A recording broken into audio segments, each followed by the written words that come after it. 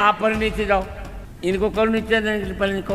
इतनी कम उम्र में कोई बच्चा कोई संस्कृत विद्यापीठ में जाके कोई पढ़ाई ऐसी कर सकता? मुझे फर्क नहीं पड़ता। I personally feel he has been taught to behave like that. एक 8 साल के बच्चे को पेरेंट्स इतना ट्रेन कर सकते हैं? लेवल क्या होगा बच्चे का? बच्चे का मेंटल स्टेट बहुत ही ज़्यादा रूड होने लगा है, बहुत ज़्यादा एग्रेसिव होने लगा है। ही should not be intelligent, he should not be anything, he should not have any good aptitude. Abhinav Arora is actually copying Kautilya.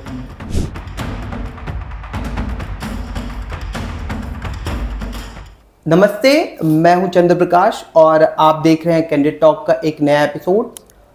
आज हमारे साथ बातचीत के लिए हैं शहर के मशहूर मनोवैज्ञानिक डॉक्टर नीतीश मिश्रा।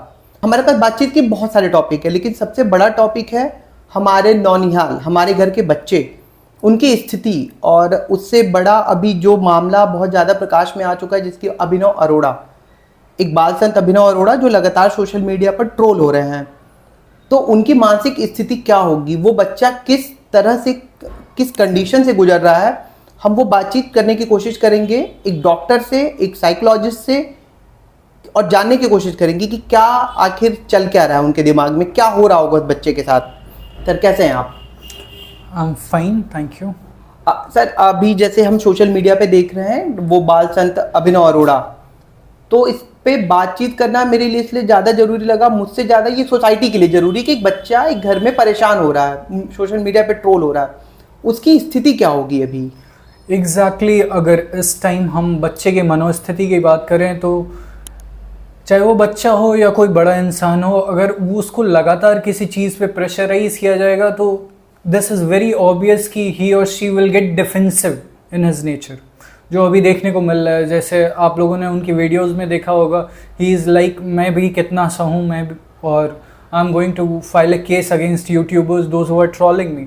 तो obviously this reaction has to come somehow, because उनकी प्रीवियस वीडियोज़ ऐसी थी कि हम बात कर रहे हैं, मुझे फ़र्क नहीं पड़ता, जो भी चल रहा है, जो भी मेरे बारे में कुछ भी कह रहा है, मुझे कोई फ़र्क नहीं पड़ता। बट अभी वो चीज़ चेंज हो गई है, ऐसे the boy has gone in defensive mode. अब उसको आप कोई अच्छी बात भी अगर समझाने की कोशिश करोगे तो he will clearly defend that, because his mentality is made up in that way. First thing is that कि शायद God knows what is behind that, but अगर वो उनके पास जो भी स्पिरिचुअल नॉलेज है, या वो प्रोक्लेम कर रहे हैं कि ही इज़ ए बाबा और he is a spiritual guru, from where has he learn that? Has he learn this from his parents? Because I don't think कि इतनी कम उम्र में कोई बच्चा कोई संस्कृत विद्यापीठ में जाके कोई पढ़ाई ऐसी कर सकता है। तो what I personally feel he has been taught to behave like that, और जब वो बिहेवियर रेट्रोस्पेक्टिवली काम नहीं कर रहा है, now the thing is that कि he has gone in defensive mode. एक 8 साल के बच्चे को पेरेंट्स इतना ट्रेन कर सकते हैं कि वो इस तरह से बातें करे? एक्चुअली बच्चों को ट्रेन करने का यही सबसे मेजर एज होता है। This comes in late childhood age. आप अपने बच्चे को, उसका ब्रेन जो है that is a white paper, whatever you want you can paint on it. And his parents, obviously I have read about them, and his father was an entrepreneur, I guess, before. And the influence of the social media is going so well these days ki he might have thought that this will go well, and he is also promoting few ventures using his son. So he has obviously trained them. तो अभी जैसे उनके कुछ videos आए जिसमें वो FIR वगैरह की बातें कर रहे थे, वो रोते हुए भी कि मेरी दिवाली काली हो गई, आपने दिवाली मनाई, तो अभी वो किस लेवल पे, मतलब अगर एज अ डॉक्टर आपसे पूछे तो उसका मेंटल लेवल क्या होगा बच्चे का? बच्चे का मेंटल स्टेट बहुत ही ज़्यादा रूड होने लगा है, बहुत ज़्यादा एग्रेसिव होने लगा है। रीज़न इज, एक लिमिट होती है, एक थ्रेशोल्ड होता है। जब वो थ्रेशोल्ड किसी का भी क्रॉस होगा तो ऑब्वियसली आप कोई गलत चीज़ कर रहे हो या सही चीज़ कर रहे हो, दैट डजेंट मैटर। लेकिन जब आपका मेंटल स्टेट ऐसा हो जाएगा कि अब आप उसके कॉन्सिक्वेंसेस को सहन ही नहीं कर सकते, जब आप कॉन्सिक्वेंसेस सहन नहीं कर सकते तो obviously you will go aggressive. अब वो या तो एग्रेसिव हो जाएं या तो सैड हो जाएं. He has two options. In this he is going doing both.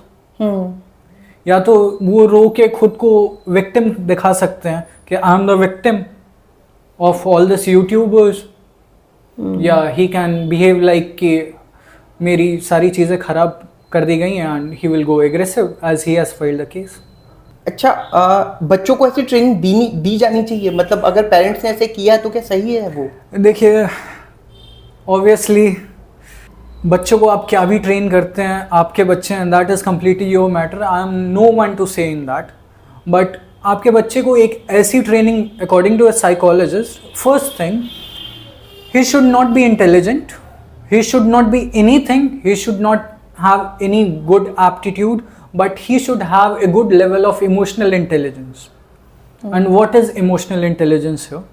Emotional intelligence, your ability to handle your emotions and the emotions present outside in the environment for you.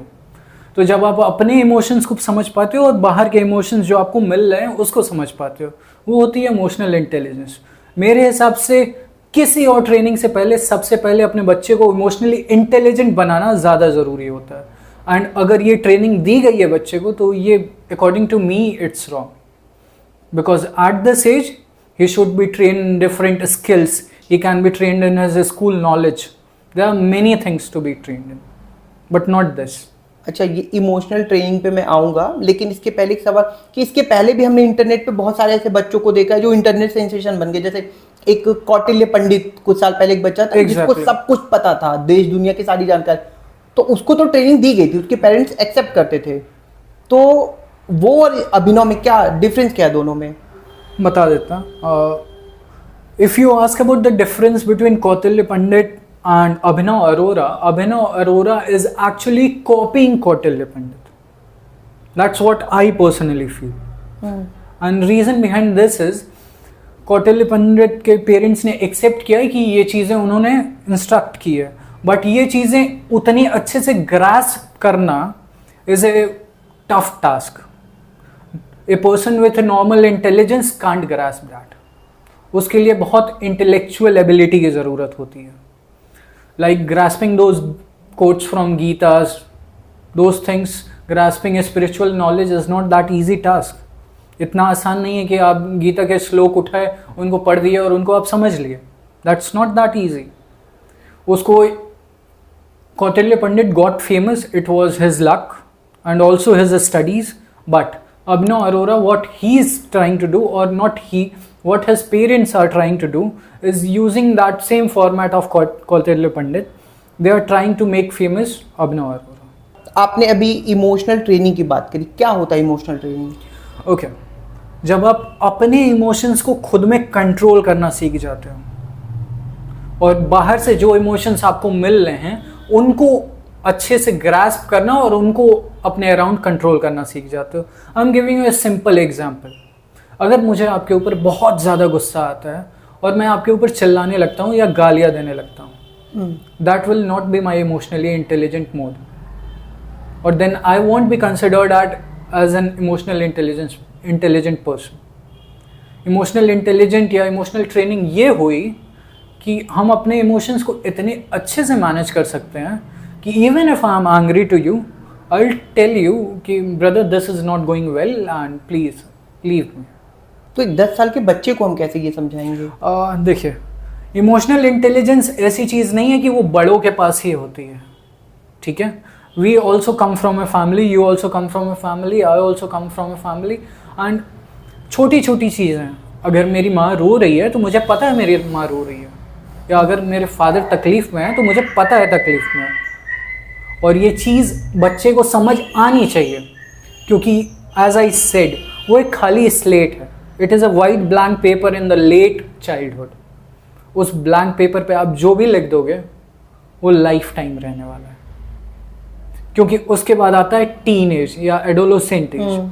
Adolescent ऐसा as होता है कि जिसमें बच्चा बहुत ज़्यादा defensive mode में चलते हैं. उनको पेरेंट्स की बहुत अच्छी से अच्छी बातें भी बहुत ज़्यादा बुरी लगेंगी. अच्छा, रियलिटी शोज में हम देखते हैं छोटे छोटे बच्चे आते हैं, इंडिया गॉट टैलेंट है, बहुत सारे म्यूजिक शो है, डांस शो है, उसमें बच्चे डांस करते हैं, वो पॉपुलर होते हैं, एग्जैक्टली। उनको भी ट्रेनिंग घर से मिलती है, वो सीख के आते हैं। तो वो देख के बाकी बच्चे कुछ तो ठीक है, वो सीख रहे हैं, उनको अच्छा लग रहा है, लेकिन कुछ बच्चों के दिल में ये चीज़ तो आती होगी कि वो कर ले रहा है, मैं नहीं कर पा रहा। तो वो जो टीवी पे शोज आ रहे हैं वो बच्चों के लिए हार्मफुल है। देखिए, एक तरह से वो harmful, everything has a pro and a con. Exactly, वो जितनी हार्मफुल है उतनी ही बेनिफिशियल भी है। वो उन बच्चों को मोटिवेट करती है, जो बच्चे वो करना चाहते हैं उनको वो और मोटिवेट करता है उसकी तरफ। वो अपना पर्सोना और अपना मास्क बिल्ड करते हैं उस तरीके से कि हम उस चीज़ तक पहुंच पाएँ। Suppose a 4-year kid is watching Dance India Dance और whatever shows are coming, और किसी एक बच्चे को देखता है and that child is performing very well in dance. Now this 4-year kids अपने पेरेंट्स से जिद करता है कि मुझे डांस सीखना है। उसके पेरेंट्स अग्री करते हैं और उसको डांस सिखाते हैं, and he is working in that field now. और वो बच्चा बड़ा हो गया और उस फील्ड में आ गया। लेकिन यही चीज़ ऑपोजिट ही भी काम कर सकती है। शायद वही बच्चा सीखने की कोशिश करता है और नहीं कर पाता है, और उसको फिर ये लगेगा मैं तो ये भी नहीं कर पा रहा हूँ, ना मैं पढ़ने में अच्छा हूँ, ना मैं डांस कर पा रहा हूँ, ना मैं कुछ और स्किल है मेरे पास, ना मुझे मैथ सॉल्व होती है, ना मुझे इंग्लिश आती है। लेकिन here comes the catch, life is a very vast thing, okay. और माँ बाप को अपने बच्चों को ये ज़रूर सिखाना चाहिए, पहले एक अच्छा ह्यूमन बीइंग बने, एक इमोशनल इंटेलिजेंट पर्सन बने। जब आप अपने इमोशंस को खुद में मैनेज कर लेंगे, आप अपनी लाइफ में सक्सीड ज़रूर करेंगे। फिर इमोशनल कंट्रोल पे बात आई, फिर मेरे दिमाग में एक सवाल आई कि कुछ बच्चे घर में कुछ नहीं बताते। छोटा बच्चा 10 साल का बच्चा है, स्कूल में क्या हुआ, ट्यूशन में क्या हुआ, पार्क में क्या हुआ, वो पेरेंट्स को कुछ नहीं पता। पेरेंट्स पूछ रहे हैं फिर भी नहीं, वो चुप है दिन भर। तो वो अपने इमोशन को कंट्रोल में किया हुआ है, ठीक है। तो वो तो, लेकिन हमें लगता है कि वो बच्चा इंट्रोवर्ट होता जा रहा है। तो इमोशन पे कंट्रोल करना और इंट्रोवर्ट एक बच्चे के लिए, देखिए, I will talk about this. मैंने कहा इमोशन को कंट्रोल करना, इमोशन को होल्ड करना और कंट्रोल करना बोथ आर डिफरेंट थिंग्स। आपने जो एग्जांपल दिया वो है इमोशन को होल्ड करना, और यहाँ पेरेंटिंग स्टाइल का भी बहुत बड़ा रोल आता है। अगर आपकी पेरेंटिंग स्टाइल आपके बच्चे के साथ अच्छी है तो ऑब्वियसली अगर उसके पार्क में कुछ हो रहा है उसके साथ, तो वो आके सबसे पहले जिसको बताना है वो आपको बताएगा। अब वो पार्क में जो भी उसके साथ हो रहा है उसको रिटेलिएट ना करे, ये होगा उसका इमोशनल कंट्रोल या इमोशनल इंटेलिजेंस। लेकिन वो आके घर पे चुप हो जाता है या आपको कन्वे नहीं कर पाता है, इसमें सीधी दिक्कत आपके पेरेंटिंग स्टाइल की है। बिकॉज अगर आपकी पेरेंटिंग स्टाइल उतनी अफर्मेटिव है, उतनी पॉजिटिव है, उतनी ऑप्टिमिस्टिक है, तो ऑब्वियसली बच्चे के साथ दुनिया में कुछ भी होगा तो वो पहले आके अपने पेरेंट्स को बताएगा, और यही ज़रूरी है। आजकल के पेरेंट्स अपनी पेरेंटिंग में कहाँ गलतियाँ कर रहे हैं, आपको क्या दिखता है? आज के टाइम में मेजर जो केसेस आते हैं वो ADHD और डिसलेक्सिया के आते हैं, एंड मेजर रोल उनका दिखता है फ़ोन, यूसेज ऑफ इंटरनेट। और उसमें हम पेरेंट्स को भी ब्लेम नहीं कर सकते। रीज़न ये है कि आज के टाइम में maximum of the cases both the parents are working class, both the parents are working and they are not getting, and even the mother or anyone is not working, still they are so much occupied in their family that they are not able to give enough time for their children. So they get this as a very easy option कि बच्चा बहुत ज़्यादा परेशान कर रहा है या ज़िद कर रहा है या मुझे काम करने नहीं दे रहा, तो मैंने बच्चे को YouTube ओपन किया और अपना फ़ोन दे दिया, बच्चा उसमें ऑक्यूपाई हो गया। बट वो बच्चे को कितना हार्म कर रहा है इसके बारे में हम नहीं सोचते हैं, बिकॉज उस प्रेजेंट टाइम में बच्चे से हमको छुटकारा चाहिए किसी भी तरह से कि बच्चा मुझे परेशान ना करे। अब ये चीज़ इफ़ेक्ट कहाँ करती है? पहले तो उस बच्चे को आपसे दूर कर देगा। पहली चीज़, बच्चे को दुनिया में कोई चीज़ पसंद आएगी तो सिर्फ उसका फ़ोन, बिकॉज उसको पेरेंट्स उसके इंगेज नहीं कर रहे हैं, उसको इंगेज सिर्फ उसका फ़ोन कर रहा है। अगर वो इंगेजमेंट उसको पेरेंट्स के साइड से मिलती है तो obviously he will be very close to his parents. एक बेबी के अपब्रिंगिंग में मदर इन्वॉल्व है, मदर का रोल बहुत इंपॉर्टेंट है। फादर कितने इन्वॉल्व होते हैं? I can say कि there is a very famous quote that a mother carries a baby for 9 months in her womb, but a father carries a child in his head, and not for 9 months, for the lifetime.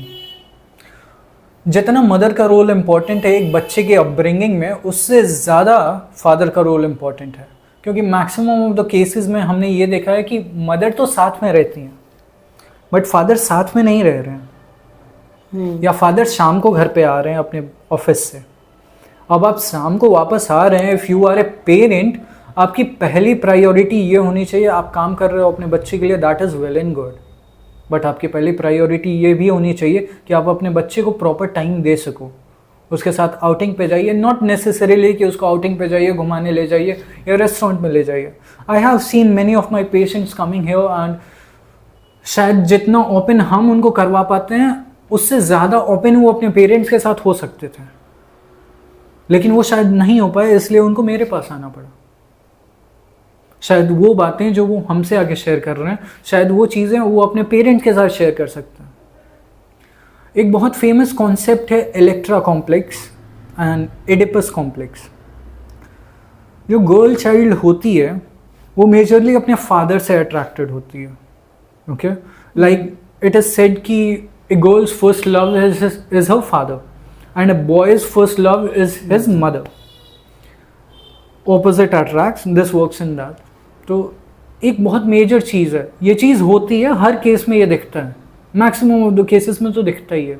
अब वो parent अपने बच्चे को उतना time या उतना sense of belongingness दे पा रहा है या नहीं, क्योंकि बच्चा तो इंटरेस्टेड आप में ही है। अब आप उसको अपने साथ उतना कंफर्टेबल कर पाते हो या नहीं कर पाते हो, this is entirely your thing. Ideal routine क्या होना चाहिए एक बच्चे का? एज ए साइकोलॉजिस्ट या अपना पर्सपेक्टिव हम किसी पे थोपना नहीं चाहेंगे पहली चीज़, क्योंकि ऑब्वियसली अगर आपका बच्चा है या मेरा बच्चा है तो हम दोनों के अपने अकॉर्डिंग अपने पर्सपेक्टिव्स होंगे, अपने अकॉर्डिंग अपने बच्चे के आइडियल रूटीन दूसरी होगी।